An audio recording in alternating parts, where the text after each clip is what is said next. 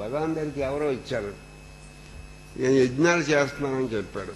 ఎవరో యజ్ఞాలు అవి చేస్తున్నాను అన్నాడు. ఇంకేం చేస్తున్నామని అడిగాడు. వేదం కూర పారాయణం చేస్తున్నాడు.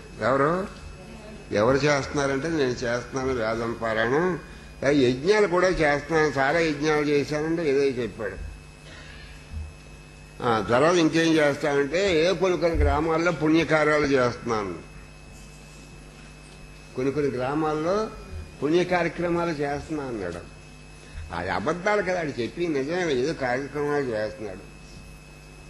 మరి ఎవరు చేస్తున్నారు ఇవన్నీ అన్నాడు. ఈయన గుణం ఈయనకెక్కడ పోతుంది, ఇవన్నీ ఎవరు చేస్తున్నారు అన్నాడు. ఎవరు యజ్ఞాలు చేయటం, ఈ పుణ్య కార్యక్రమాలు చేయటం, నువ్వు జపం చేస్తానంటున్నావు కదా, ఇవన్నీ చేస్తున్నావు కదా జప, ఇవన్నీ ఎవరు చేస్తున్నారో అన్నాడు. ఇక్కడ చాలా విచిత్రమైన పాయింట్ వస్తుంది. ఎవరు చేస్తున్నారంటే నేనే చెప్పాడు. ఎవరైనా అలాగే మనమైనా అలాగే నేనే చేస్తున్నానని చెప్పాడు.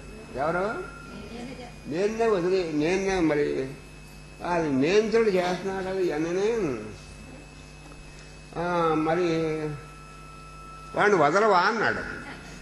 ఎవరినే అదే ఎవడైతే అన్నీ చేస్తున్నాడో మరి నువ్వు వాడిని వదలవా అన్నాడు. వాడిని వదలనంటే ఇక్కడ విచిత్రమైన సంఘటన ఇది. వాడిని వదలవా అన్నాడు. నేను కూడా వదిలేశానండి అన్నాడు. ఏమన్నాడు? నేను వాడిని వదలవంటే మరి నేను మీరు చెప్పి నేను కూడా వదిలేశా అన్నాడు. ఏమన్నాడు? నేను వదిలేశాడు అన్నాడు. నేను వదిలేశాను లేండి అన్నాడు. ఏమన్నాడు? నేను వదిలేశాడు.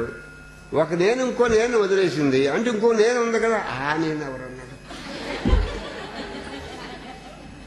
చాలా స్ట్రాంగ్ అనమాట. సాగదీసేస్తాడమ్మా సబ్జెక్ట్ దగ్గరికి వచ్చాడు. ఆ నేను దగ్గరికి వచ్చేవాడికి ఏ మనిషిని సాగదీసేస్తాడమ్మా. జీలిపాకం లాగుతాడు చూడు, లాగేస్తాడు.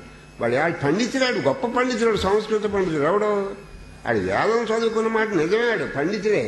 కానీ ఏంటంటే నేను కూడా నేను వదిలేశా అన్నాడు. ఏమన్నాడు అంటే ఇంకో నేను ఉంది కదా అక్కడ అన్నాడు. ఉందన్నాడు. మరి ఆ నేను ఎవరైనా మాట్లాడి అయిపోయింది వాడు చదువు అంతా పూర్తి అయిపోయింది. ఆ రోజు నీకేమి రాదని అర్థం అయిపోయింది కదా అడిగి. ఇంకా నేను అక్కడ పెట్టుకున్నాను కదా, ఇంకేం వదిలేస్తాం. అది ఉంటే అంతా ఉన్నట్టే. నువ్వు ఎన్ని విడిచిపెట్టేసినా నేనుందంటే అంతా ఉన్నట్టే. ఇప్పుడు నేననేది అక్కడ దేహగతమైన నేను ఉంటే అంతా ఉన్నట్టే, అది లేకపోతే ఏది లేనట్టే. నీ చుట్టూరు 1000 కోట్ల డబ్బు ఉన్నా నీకు లేనట్టే. ఆ నేను దేహగతమైన నేను లేకపోతే నీ చుట్టూరు 1000 కోట్ల డబ్బున్నా డబ్బు కూడా నీకు ఏమీ లేనట్టే. అది ఉంటే నీకేమి లేకపోయినా అన్నీ ఉన్నట్టు. ఇది సిద్ధాంతం.